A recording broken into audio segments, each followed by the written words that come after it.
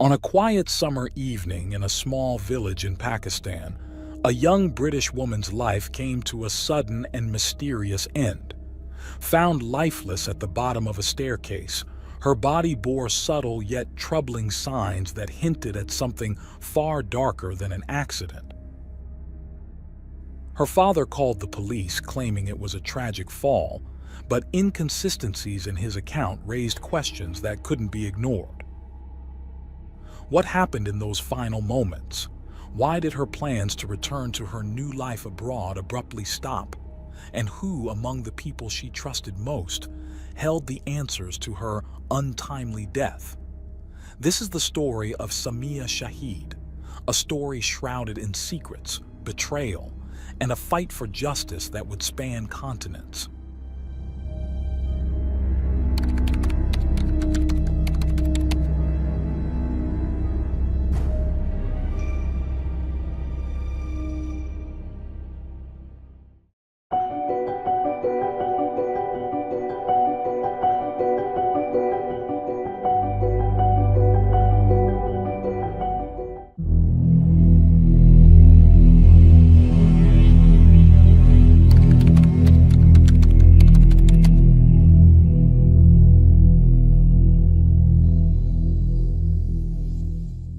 Samia Shahid was born on November 15, 1987, in Bradford, West Yorkshire, United Kingdom.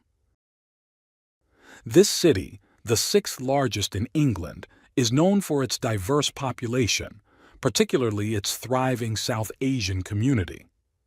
Among the residents was the Shahid family, originally from a small village called Pandori in Pakistan. Samia's parents, Chowdhury Mohammed and Imtiaz Bibi, had moved to the UK in search of a better future for their family. Samia grew up in Bradford alongside her sister, Madia. The girls navigated a dual cultural identity, blending the traditions of their Pakistani heritage with the modern realities of British life.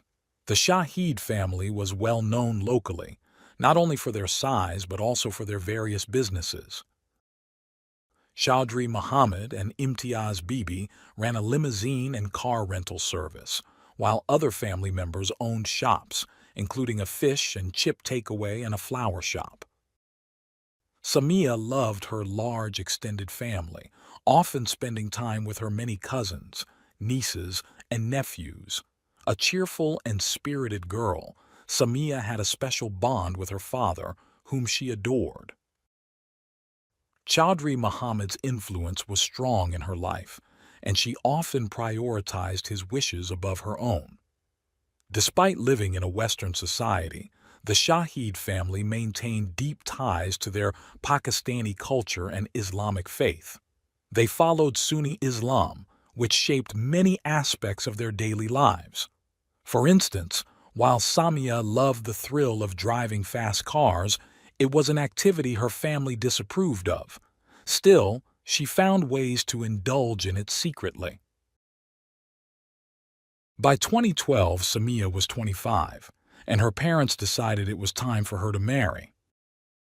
In keeping with cultural traditions, they arranged for her to wed Shakil, a cousin from their ancestral village. Although Samia had grown up viewing Shakil as more of a brother than a romantic partner, she agreed to the marriage out of respect for her family's wishes. Her compliance was a reflection of the value she placed on family approval, even at the cost of her own happiness. The wedding preparations were lavish. Samia's father spared no expense, ensuring she had everything she desired for the occasion. Despite her outward enthusiasm for the ceremony, Samia confided in a friend that she felt as though she was making the biggest mistake of her life. Her sister, however, later claimed that Samia had willingly chosen Shakil from several suitors, emphasizing the difference between an arranged marriage and a forced one. The wedding, held in Pandori, was a grand affair attended by over 1,000 guests, including many from Bradford. Following the ceremony, Samia and Shakil moved into a house gifted by her father, located near the family home. However, Life in the village proved challenging for Samia, who struggled to adapt. After 4 months, she returned to Bradford alone, ostensibly to handle immigration paperwork for her husband. Yet, she delayed the process, and her friends noticed a change in her demeanor. Samia seemed distant, harboring a quiet resentment toward her parents. The marriage had been formalized in Pakistan through a nikah, a traditional Islamic contract. However, without a civil ceremony in the UK, it wasn't legally recognized there. This gap in formal documentation highlighted the contrast between the cultural and legal dimensions of Samia's life. While she had complied with her family's expectations, her actions and emotions suggested a growing tension between her own desires and the obligation she felt toward her heritage. Samia Shahid's demeanor drastically changed when her husband, Shakil, became the topic of discussion. She confided in close friends about feeling suffocated under his watchful gaze, even while living in another country. Despite the physical distance, Shakil demanded constant communication through daily Skype video calls and frequent updates. This overwhelming control left Samia feeling trapped. In August, she sent a distressing voice message to a friend, confessing she hated her life, wished to die, and no longer wanted to remain married to him. Her family, however, painted a different picture. Relatives in Bradford claimed Samia often boasted about her extravagant wedding and seemed content in her marriage. They questioned why she would voluntarily return to Pakistan if she were unhappy. These conflicting narratives hinted at deep fractures in Samia's marriage that remained hidden from public view. After living with Shakil in Pakistan for 6 months, Samia returned to the UK. Upon her arrival, friends noticed a remarkable change. She was back to being the cheerful, sociable Samia they once knew, and there was a reason behind her renewed joy. During her time away, Samia had met Syed Mukhtar Kazim, also known as Ali. Ali, a Pakistani man with British citizenship, worked in Dubai. Their initial connection began online and blossomed into a close friendship. In October 2013, they met in person in London, and their bond deepened. Ali embodied the qualities Samia longed for in a partner: kindness, understanding, and mutual affection. For both, their love was worth any risk, despite the threats and dangers they faced. Samia opened up to Ali about her struggles, detailing how she felt trapped in a marriage arranged by her family to a man she viewed as a brother. Ali was horrified, unable to understand how a loving father could turn his daughter into what he saw as a pawn in familial negotiations. Determined to build a future together, Samia knew she needed to end her marriage with Shakil. However, since their nikah marriage was conducted under Sharia law, she could not seek a divorce through British courts. Instead, she approached the Islamic Sharia Council in the UK. In May 2014, Samia officially requested a divorce from Shakil, but he refused. Citing family pressure and coercion, she claimed her marriage was not consensual. After presenting her case, and following Shakil's refusal to respond, the cleric overseeing the process declared the marriage invalid. With the support of friends, Samia signed her divorce papers without informing her family, despite still living under their roof. Later that year, in September 2014, Samia and Ali married in a quiet ceremony. The event was intimate, with only a few trusted friends present.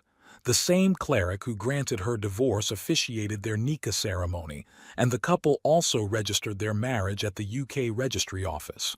For Samia, the day felt like a fairy tale. She told a friend she had never been happier. However, their joy was short-lived. In October 2014, while walking with a cousin, Samia was ambushed in an alley and beaten with metal rods. The attack seemed premeditated, targeting her legs and leaving them covered in bruises. Although the incident was reported to the police, Samia suspected the assault was linked to her family's discovery of her new marriage. When she called her parents from the police station to inform them, she was met with verbal abuse rather than support. The officers overheard the exchange, witnessing firsthand the toxic environment Samia endured at home. Living under constant scrutiny and pressure, Samia felt trapped in a web of familial expectations and cultural values. Meeting Ali offered her a glimpse of a different life, one where she could make her own choices. Yet, escaping her family's control and the constraints of tradition came at a significant cost, one she was only beginning to realize. Samia's secret marriage to Ali gave her a newfound strength to persevere. It wasn't until May 2015 that her parents discovered she had divorced Shakil, and their reaction was one of outrage. They refused to accept the validity of the divorce, claiming that the Islamic Sharia Council held no legal authority in either the UK or Pakistan. To them, Samia was still married to Shakil. Her mother was particularly vocal, frequently berating her daughter and accusing her of disgracing the family. As tensions mounted, Samia and Ali knew their safety was at risk if they remained in Bradford. Stories of honor-based violence loomed large, and the couple decided to act quickly. With help from a few trusted friends, Samia secured a visa for Dubai and quietly purchased a ticket. The moment her documents were ready, she left for Dubai to reunite with Ali. Leaving her family was a heartbreaking decision, but for the first time, she chose her happiness over their approval. Upon her departure, Samia's parents reported her as missing to the police, refusing to acknowledge her independence. When they discovered her second marriage, they dismissed it as illegitimate, labeling her relationship with Ali as adulterous under Muslim law. Enraged, they confronted the cleric who had officiated Samia's marriage to Ali, demanding explanations and even issuing threats. The cleric reported the threats to authorities, who advised him on safety precautions. Meanwhile, in Dubai, Samia flourished. She embraced a life filled with love, freedom, and new beginnings. She shared her joy openly on social media, expressing her happiness with Ali and her dreams of starting a family. Samia yearned to be a mother and envisioned raising her children in the UK, where she had spent most of her life. Despite the joy of her new life, she couldn't completely sever ties with her family.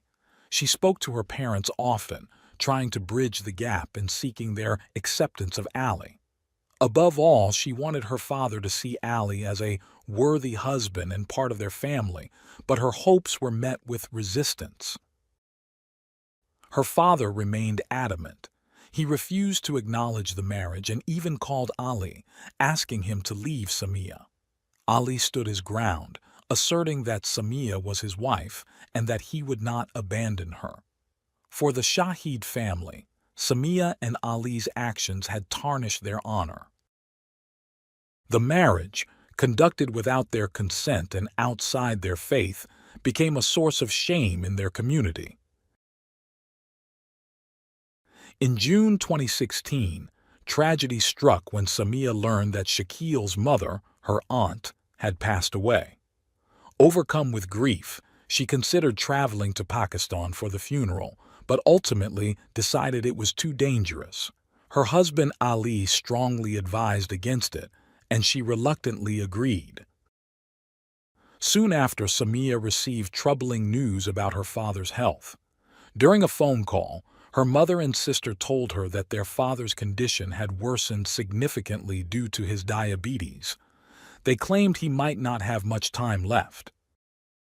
Torn between fear for her safety and love for her father, Samia decided she couldn't stay away.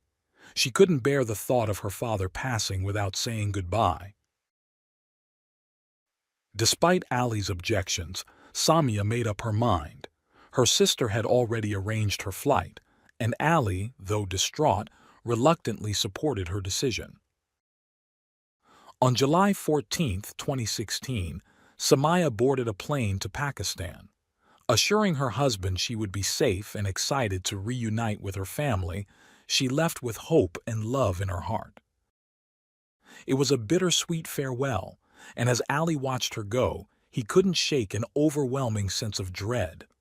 Before boarding her flight to Pakistan, Samia sent a chilling message to a friend saying, "Pray that I return alive." While in Pakistan, she kept in regular contact with Ali, reassuring him that she was safe. She spent her time with her family and, on July 18th, visited her aunt's grave with her father. The following day, she told Ali about her father's declining health and responded to his concerns about a bad dream he had by asking him to pray for her safe return to Dubai. Samia planned to fly back in 2 days, but on July 20th, she stopped responding to messages.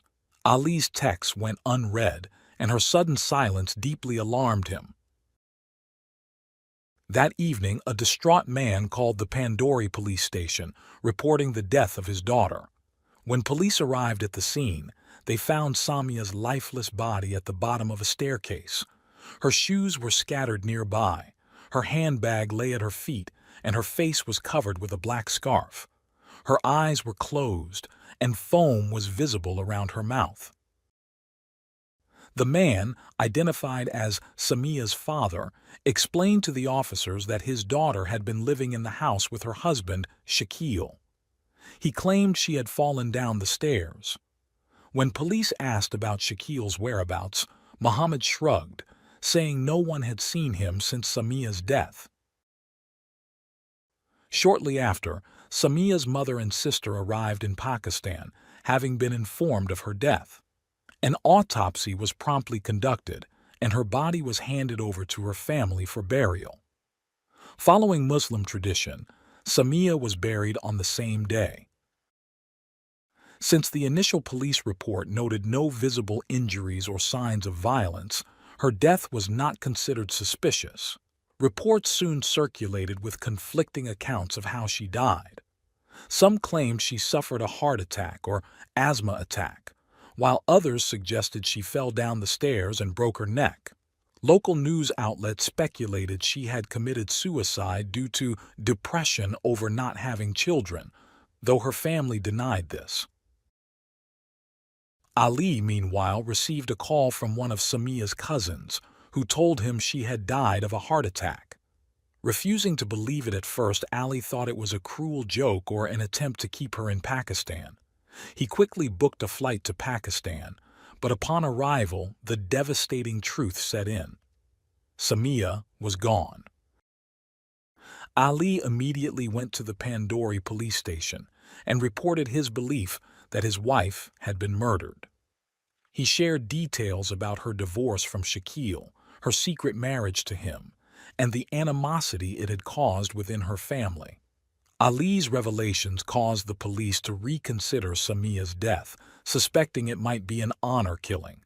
However, with Samia already buried, further investigation stalled. News of Samia's mysterious death soon reached England. When approached by a news channel, her father maintained that his daughter had been happily married to Shakil and denied Ali's existence entirely, calling him a blackmailer. Meanwhile, Ali obtained a copy of Samia's autopsy report, which painted a chilling picture. It revealed a reddish-brown bruise around her neck with the cause of death listed as strangulation. Additionally, male DNA was found in her body.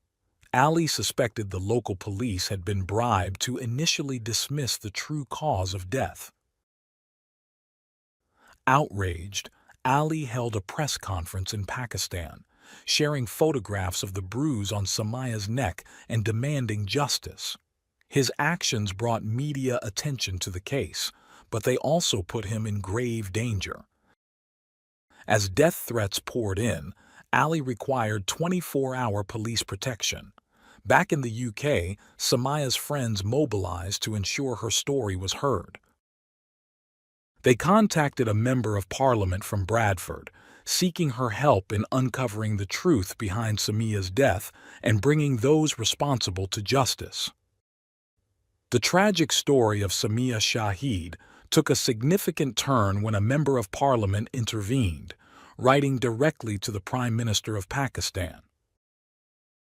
She boldly labeled Samia's death an honor killing, prompting Pakistani authorities to initiate a thorough investigation.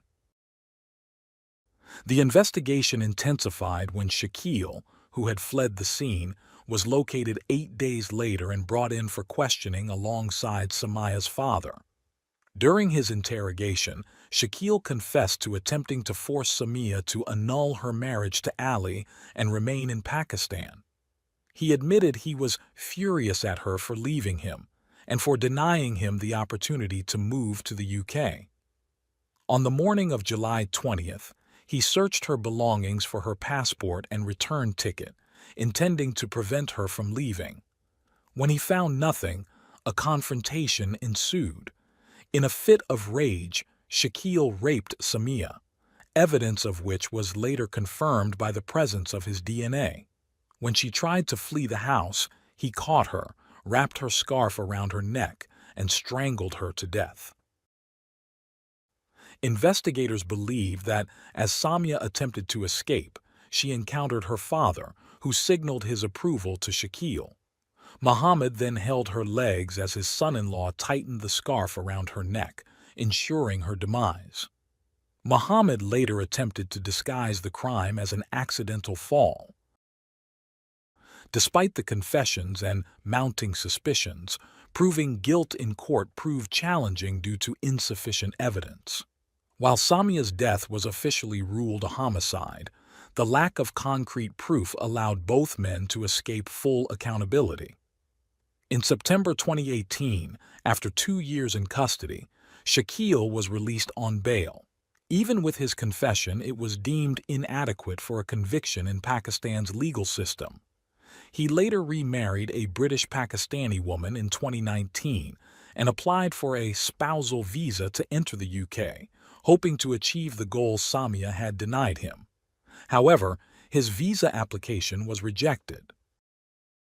Samia's father also faced legal battles. After 4 months in custody, he was released on appeal to the Supreme Court due to insufficient evidence. In January 2018, he died in a Lahore hospital from kidney failure at the age of 52.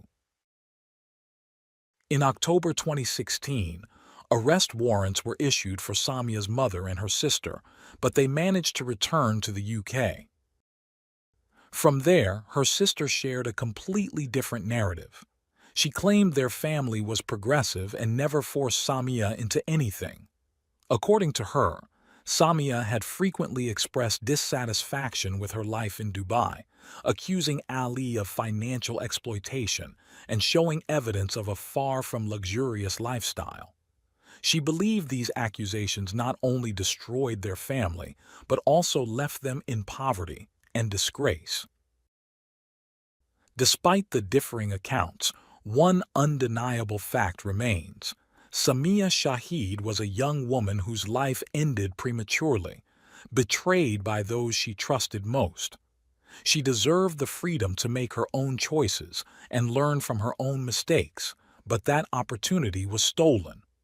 The men of the Shahid family, bound by their concept of honor and control, tragically failed to recognize that no one has the right to take another's life.